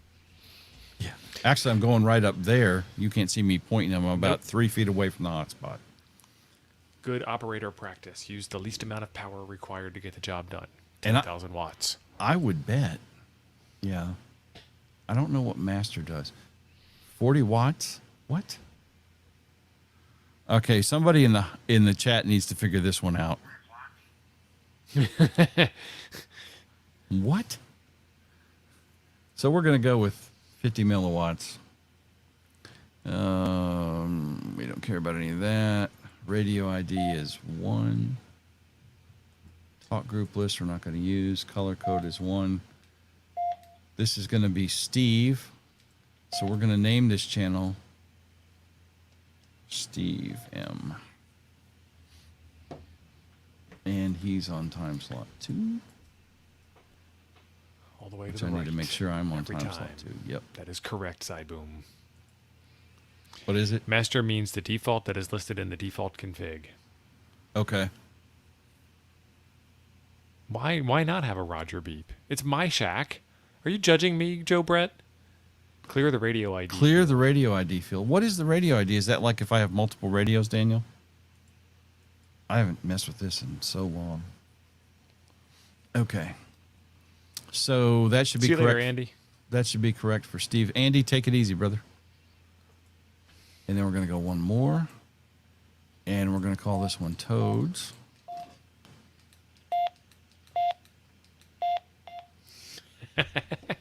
I'm chunking Joe Brett's ear. Locked. Ooh, locked. You can set the DMR ID per channel if needed. Otherwise, it uses the global DMR ID. Missed call.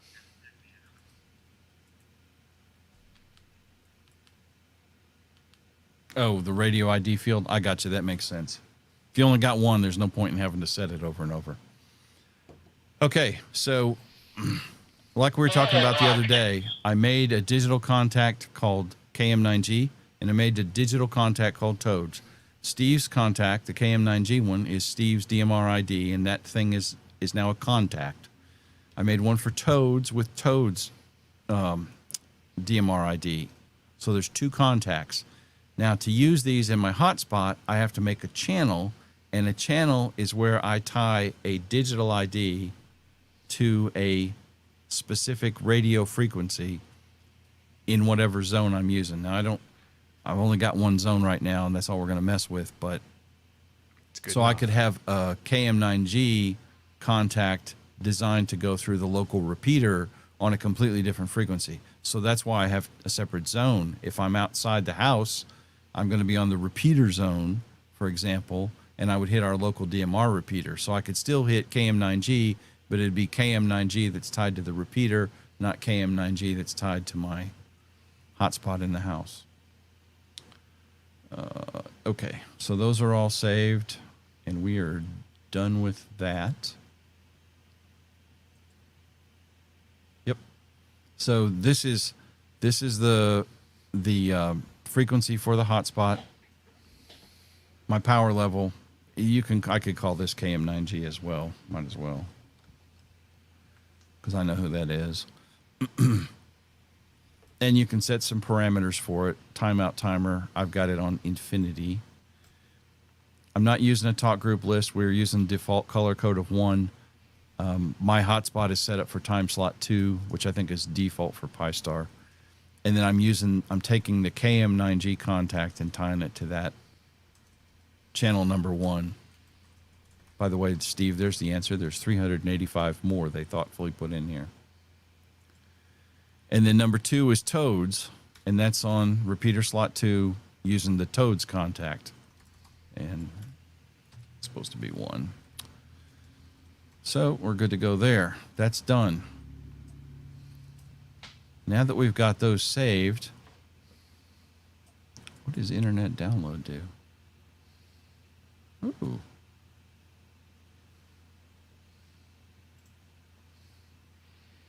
Enter the ID prefix code for your region. What is our region prefix code? Are we 1? I don't know. That's what I have you for. Well, you're just kind of sitting there not really adding a lot of value at the moment there, McGrain. I'm waiting, man. I'm waiting for you to make Yes, this it is. contact. So Joe Brett's waiting for you, too.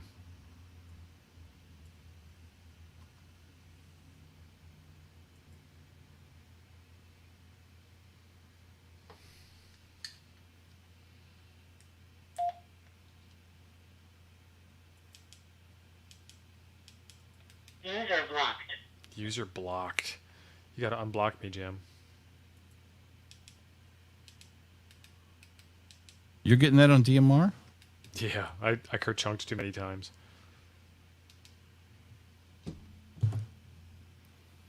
Okay, I have to set up internet download. I downloaded some contacts, but I don't think that's the whole database. I was trying to download y'all's. Okay, so there's my channels set up. And now I could come up here in zones and I can open zone, and I have these 2 channels which I want to make a member of the QTH zone, and they already are.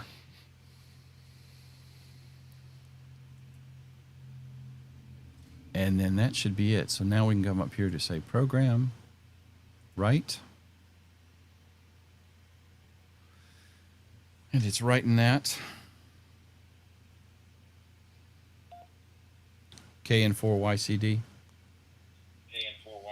All right. Okay, it's working. I was worried it was broken some weird way again.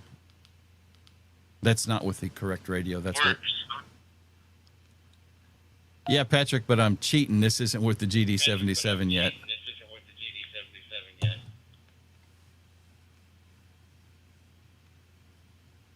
Kilo Mike 9 Golf. Okay. Should be correctly User programmed. blocked. User blocked.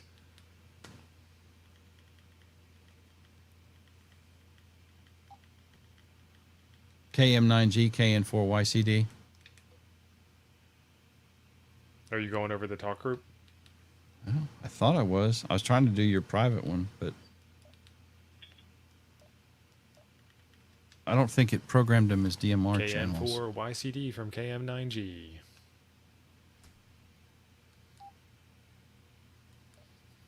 User blocked. User blocked.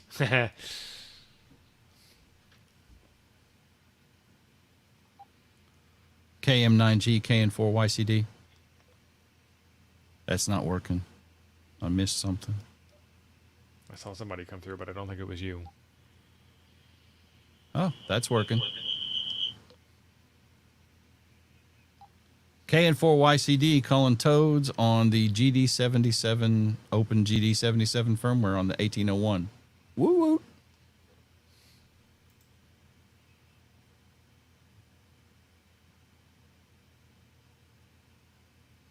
And now nobody talks to me? Really?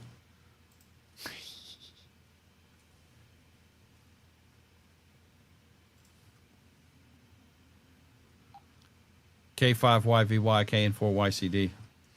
Joe Brett. Get him. Did it key up? Something's moving. This is K5YVY, but you're not coming across the top group. Yeah. Concur. I see that happening here. That's what I was testing. Test 1, 2, 3, 4. 1, 2, 3, 4. I came across mine. Huh. More power? Do we need more power? KM9G on Parrot. TO got you blocked by association. Exactly. Yeah, it's showing. I see Patrick's keyed up. Sam's keyed up. Don Gibbs has, well, that was at lunchtime. And Sam keyed up at 23:32. I guess this is Zulu time. So Sam, Patrick, me, and KZ9C. That's what I'm looking at in my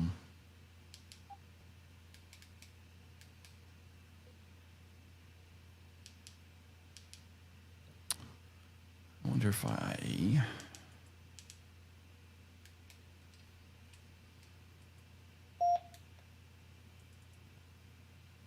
Channels. User blocked. Still blocked.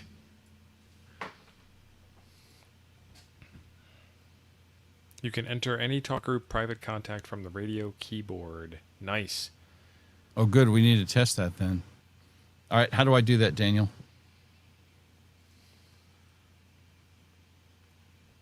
I know I can do. I know how to do it on a 6X2.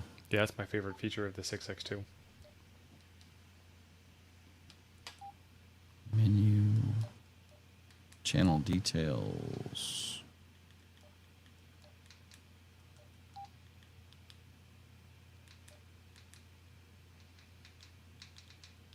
Press pound.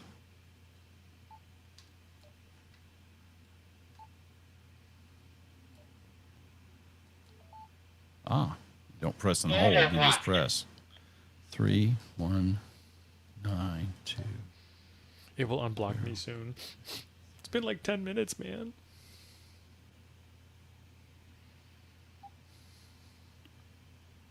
K and 4 YCD. I'm coming across on my radio. Oh. Ah, this is doing something weird. I know what it's doing. So you press pound to enter in directly. Yeah, that works. What's happening is it's not sending my call sign.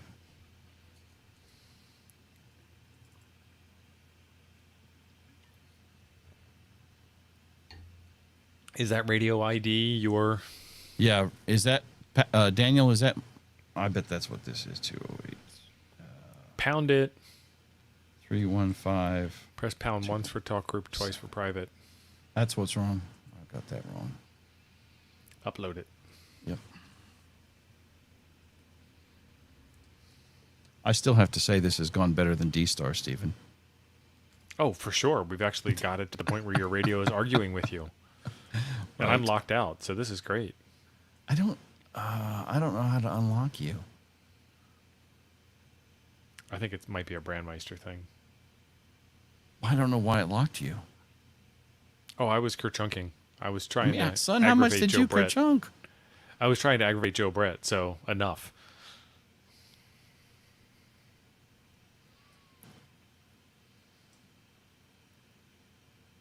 Yeah, Daniel, I know what I did now. I understand what you're saying now. I think I screwed that up too. This is Jim KN4YCD. He has a very particular lack of skills. He has a great lack. Oh, shut up. I love you guys so much. I'm missing barbecue right now. Yeah, Yep. that's what I did It right there. backfired, Joe Brett. Daniel, I would suggest if maybe make that a little more clear because I didn't know what that was.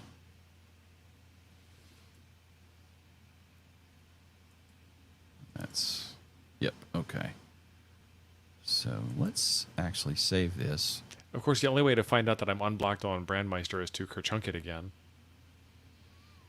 Well, I'm going to call you in a second. Yeah, let's say program, right. I was spamming. Don't forget Daniel? about the user guide. Daniel, no. That might be some crazy French thing, Daniel. Talking user guides. I'm just going to keep messing with buttons until it works.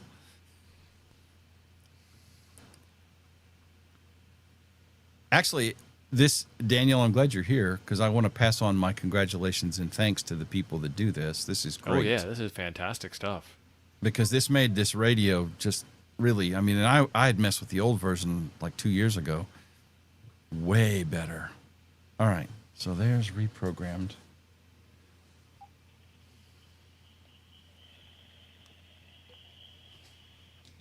All right, I heard you. You didn't say anything. That was supposed to be you directly. I must have it backwards. KN4YCD, KM9G. Yeah, so the first time I heard you key up but didn't hear any audio. I didn't say And anything. This time I didn't hear you key up at all. All right. KN4YCD to KM9G. KN4YCD to KM9G.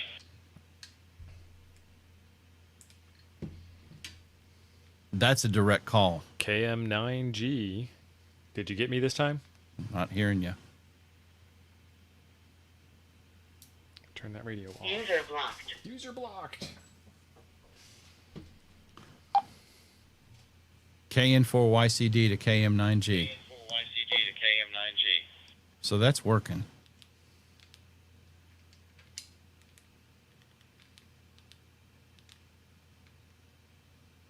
KN4YCD from KM9G. I am blocked.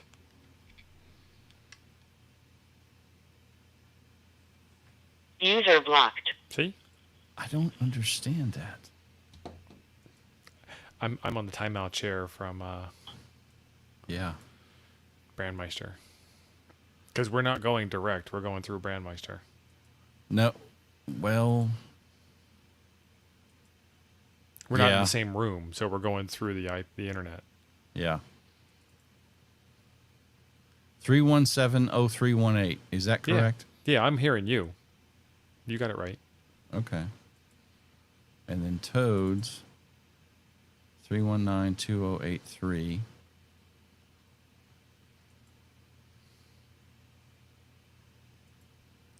Whatever. So that's correct. And then channels.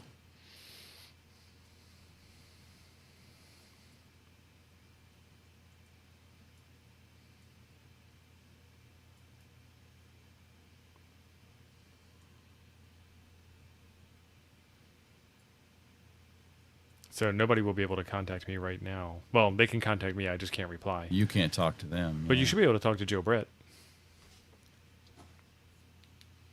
Yeah, let's try that. Joe Brett, put your DMR ID in the chat. 3192083. He was going over the Toads last time I heard him. Yeah. Well, I mean, I can go over Toads.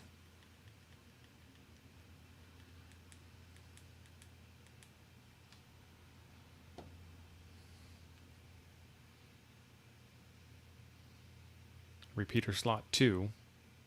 Pat's Yep. asking if your time slot's right. Yes, it is.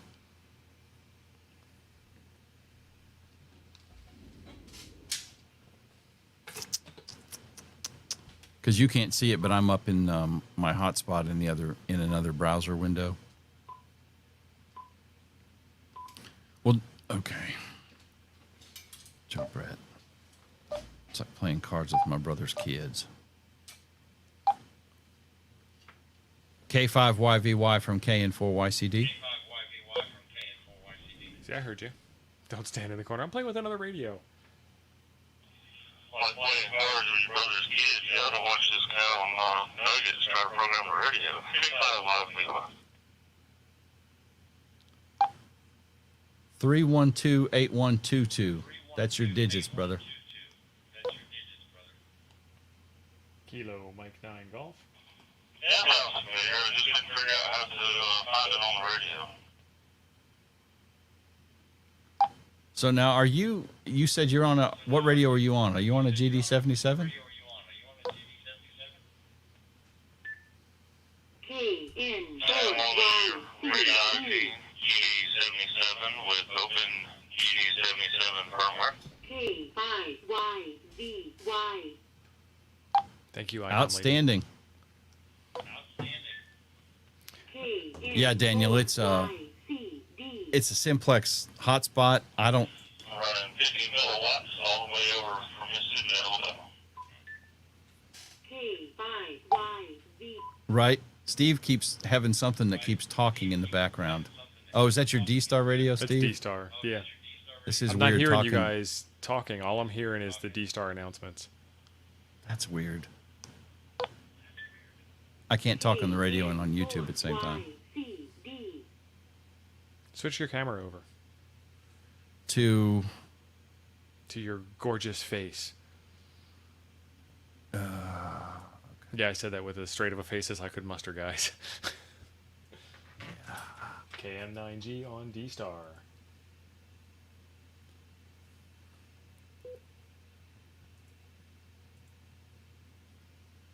Didn't complain. Oh, didn't want to do that. No, I took it off as quick as I could. Sorry, folks. Ah, he's so funny. So, that's interesting. So you're not getting... Well, I don't have my D-Star radio where I can grab it. It's not close. Well, that means the crossover's not working either.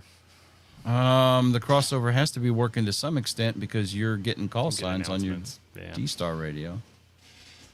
Key up on your D-Star radio. KM9G, keying up on the D-Star radio in terminal mode. Nothing. They came back saying, I am KM9G. G?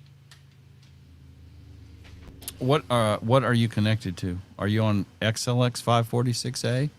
XLX 546A. Hmm. It's connecting. Otherwise, I wouldn't be getting the chat. Well, I might be getting the control announcements instead of the Yeah. radio stuff. Anyway, Yeah. you made a contact on the new programmed radio on the OpenGD77 firmware on the Toads DMR talk group. Right, and a private call to Joe. Let me try the dialing in Joe's number now. # Pound. 312-8122.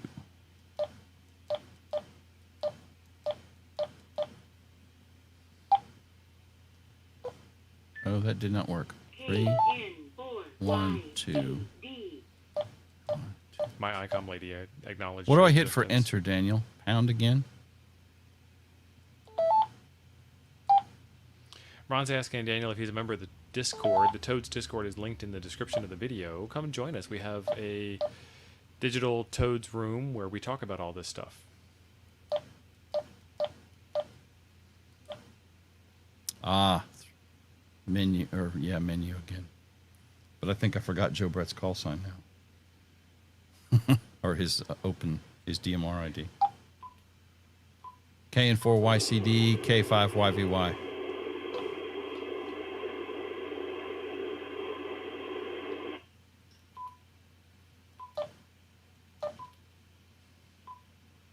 That goes out as a talk group. I wonder if that went out as a group call, which is why it didn't. It went out as a group call. You got to hit pound. Oh, PC entry. Okay. 31281. Was he 8122 or 8123? What did I say? 2-2, I think. And then menu to save it. Yeah. Oh. Look at that. And menu to save it. And it pulled. I have not downloaded contacts, but it pulled his contact info. Because that says K5YVY. K5YVY, KN4YCD, private call. I didn't hear it. Yeah. K5YVY Acknowledging. received private call and replying to private call. You guys are so official. Affirmative. Myself and KM9G are on a live stream. I'm trying to channel some cop talk. Thanks, Joe. Appreciate it, buddy.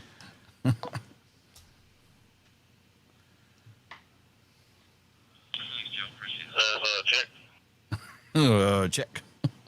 Roger. Check. See, now, if you guys had Roger beeps, you wouldn't need to do all that stuff. You would just know, like, the radios have heard each other. Right. Well, Outstanding. I think that wraps it up. I think we did the thing. Didn't know it was touch and go there for a minute. It was real touch and go. So apparently the whole problem I was having was it just would not pull the CPS from my older firmware. So what I'm going to have to do is just whack this. And I mean, this isn't a complicated setup in here anyway, so it's no big deal. Very cool. Joe Brett says it did some cool Morse code alert. Oh, yeah. You need to get the new version of that stuff because apparently you can, make it play songs and whatnot. So awesome. Well, we didn't go into quite double extended overtime. It was only 2 hours, not 2.5 hours. But we made the thing happen. We got it done. And a lot of that was just that crap top not being properly set up for all of this mess. But it looks like it was fairly straightforward once we actually followed the instructions and found all the files and did all the things. Well, I The, wasn't supposed to set it all up beforehand, right? I cheated a No, little no. bit, and that didn't No. work anyway. You did a good job. It's supposed to be live, full of mistakes and bumbling and fumbling. But I That's would the recommend that you dream. guys look at these radios because, I mean, it works. Oh, the price tag was phenomenal. $70 for a DMR Yeah. radio that you can Yeah. program from the front panel. Hey, Santiago. Welcome. And the OpenGD77 stuff is awesome because it's way uncryptic compared to a whole lot of other radios. I think it's awesome. All right, folks, we will see you in the next one. We've got a Coffee and Ham Radio Noir edition coming up on Thursday, and Jim promises there will be new music because he has to go pick it. And then It once will he be- picks it, I can program it. It will be rock and roll of some sort. I'm just waiting. 73, everybody. We'll talk to you on Thursday. See you guys. Thanks.